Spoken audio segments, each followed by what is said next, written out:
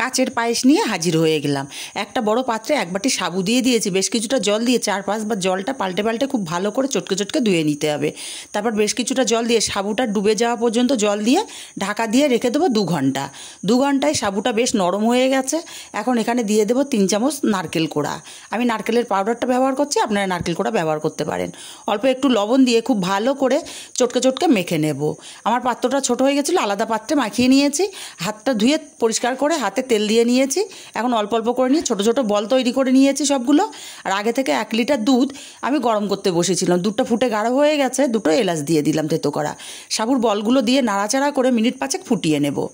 5 minute ফুটিয়ে নেওয়ার পরে সাবুর বলগুলো একদমই স্বচ্ছ কাচের মতো হয়ে গেছে। এখন এখানে পরিমাণ মতো চিনি দিয়ে দেব, আর দেবো 1 চিমটি লবণ দিয়ে ভালো করে নাড়াচাড়া করে মিশিয়ে আরও মিনিট 3 ফুটিয়ে নেব।